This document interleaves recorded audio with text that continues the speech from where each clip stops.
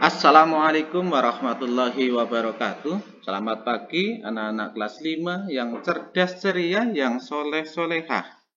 Bertemu kembali dengan Pak Guru. Pagi ini pembelajaran tema 6, pembelajaran 3 untuk subtema 3, pengaruh kalor terhadap kehidupan.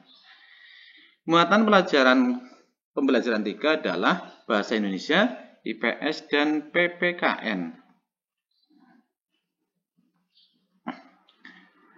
Perhatikan gambar berikut ini. Kira-kira apa tujuannya ya? Ini gambar yang pertama, ada ibu-ibu sedang membatik. Yang kedua, seorang bapak sedang membuat patung. Yang ketiga, petani yang sedang menanam padi. Gambar yang terakhir adalah nelayan yang sedang mencari ikan. Kira-kira apa tujuannya ya? Mari kita bahas lebih lanjut. Ayo ingat kembali pelajaran sebelumnya, cara meringkas bacaan. Pertama adalah bacalah teks dengan cermat. Yang kedua, cari kata kunci dan identifikasi pokok pikiran dari setiap paragraf.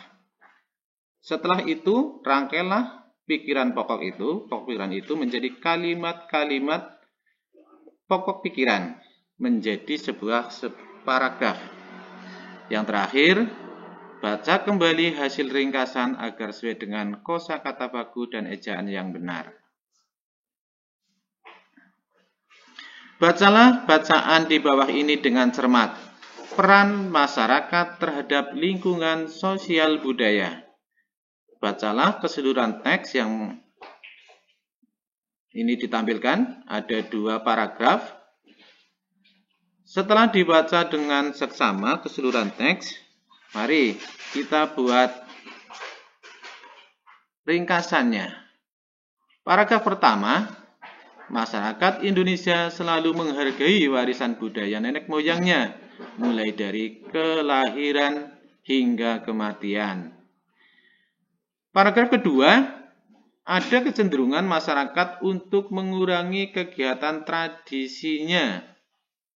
Maka dari 2 paragraf ini dapat diringkas menjadi masyarakat Indonesia selalu menghargai warisan budaya nenek moyangnya mulai dari kelahiran hingga kematian.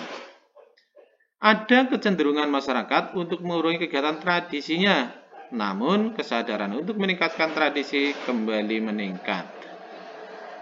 Demikianlah untuk contoh membuat ringkasan dari teks yang kita baca. Selanjutnya perhatikan kedua gambar tersebut. Apakah tujuan dari aktivitas di samping ya? Ini tadi di awal Pak Guru sudah tanyakan ada 4 gambar, sekarang 2 gambar dulu. Kedua aktivitas ini bertujuan untuk memenuhi kebutuhan serta pembangunan sosial dan ekonomi masyarakat. Ya, bahasa kita sederhananya adalah mencari penghidupan, mencari pekerjaan untuk memenuhi kebutuhan hidup sehari-hari. Aktivitas masyarakat pada gambar di atas, seorang nelayan ini bermanfaat untuk memenuhi kebutuhan ikan di masyarakat. Jika nelayan tidak melaut, maka masyarakat akan kesulitan mendapatkan ikan ya. Tujuannya adalah untuk memenuhi kebutuhan ikan masyarakat dan nelayan memperoleh penghasilan. Yang kedua, petani. Aktivitas petani ini bermanfaat untuk memenuhi kebutuhan padi di masyarakat atau nasi di masyarakat ya. Jika petani tidak menanam padi, maka masyarakat tidak akan bisa memakan nasi sebagai makanan pokok. Tentunya dari aktivitas ini petani juga mendapatkan penghasilan. Iya. Terdapat banyak bentuk interaksi manusia dengan lingkungan yang dilakukan dalam pembangunan nasional. Masyarakat didorong untuk mengoptimalkan potensi daerahnya dalam upaya meningkatkan kesejahteraan mereka. Mari kita baca kembali.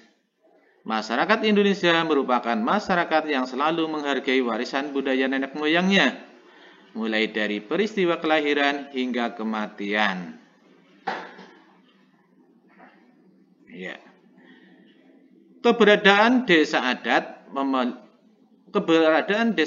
memelihara peninggalan nenek moyang dengan mempertahankan nilai dan kegiatan tradisional. Ya.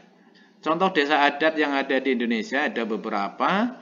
Desa adat Bena di Ngada, Nusa Tenggara Timur, desa adat Sade di Lombok, desa adat Wairebo di Nusa Tenggara Timur, desa adat Kampung Naga di Tasikmalaya, desa adat Tarunyan di Bali, dan tentu masih banyak desa adat lainnya di Indonesia.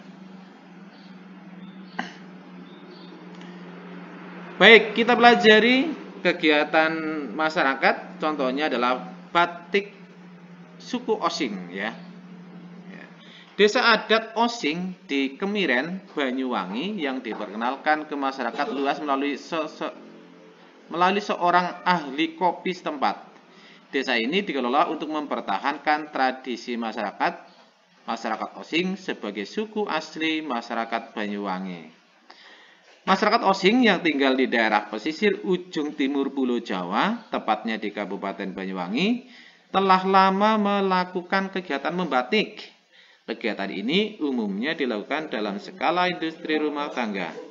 Setiap kelompok pembatik bisa memiliki motif sendiri yang menjadi keunikan dari kelompok tersebut. Dilanjutkan ya, membaca paragraf yang kedua.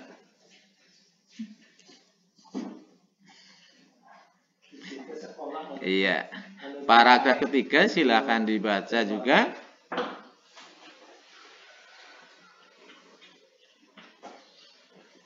Iya, paragraf keempat. Paragraf kelima.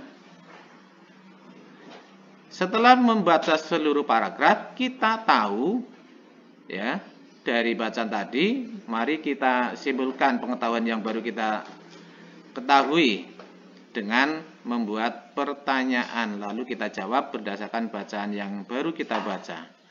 Apa tujuan utama diadakannya kegiatan pelatihan pembatikan dengan menggunakan pewarna alami?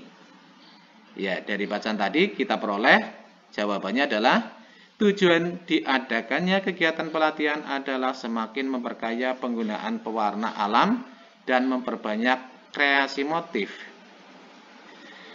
Pertanyaan kedua, apa manfaat dari kegiatan tersebut bagi pembatik dan masyarakat Banyuwangi? Meningkatnya tingkat ekonomi perajin dan berdampak pada pembangunan sosial budaya masyarakat setempat. Pertanyaan ketiga, bagaimana pengaruh penggunaan pewarna alami pada pembangunan ekonomi para perajin batik? Ya, dengan pewarna alami, para perajin lebih untung karena harga jual batik jadi lebih tinggi. Keempat, bagaimana pengaruh kegiatan tersebut pada pembangunan sosial budaya masyarakatnya? Dengan menggunakan pewarna alami, masyarakat turut serta dalam menjaga lingkungan sekitar. Ya, sudah kita ketahui ya berdasarkan teks kegiatan sosial ekonomi masyarakat. Mari kita lanjutkan dengan pembelajaran selanjutnya. Ini ada ibu dan anaknya sedang ngobrol ya. Bagus sekali kamu sudah menyelesaikan kewajibanmu dengan tanggung jawab. Ya, Ibu, aku sudah menyelesaikan tugas-tugas yang diberikan oleh guruku. Ya, bagus sekali ya. Tugas dari Pak Guru, dari Bu Guru dilaksanakan dengan tepat waktu, dengan penuh tanggung jawab. Mari kita pelajari tentang tanggung jawab. Orang yang bertanggung jawab akan menjalankan tugasnya dengan sebaik-baiknya. Orang yang bertanggung jawab akan lebih mudah dipercaya dan dihormati oleh masyarakat. Akan tetapi, jika seseorang tidak bertanggung jawab, maka ia harus menanggung akibatnya. Akibat jika kita tidak bertanggung jawab, misalnya tidak dipercaya dan tidak dihormati masyarakat. Akibat yang lain menimbulkan kerusakan di lingkungan sekitar. Yang ketiga, membuat hubungan sosial dengan masyarakat menjadi tidak baik. Maka jangan dilakukan ya. Maka kita lakukan semua tugas tanggung jawab, ya, tugas dan kewajiban kita dengan tanggung jawab. Terima kasih telah mengikuti pembelajaran 3. Teruslah belajar, teruslah berkarya, manjada wajada. Barang siapa yang bersungguh-sungguh pasti akan berhasil. Pak Guru doakan semoga kalian kelak menjadi anak yang soleh-solehah dan menjadi orang-orang yang sukses. Amin, amin ya rabbal alamin. Pak Guru akhiri pembelajaran pagi ini.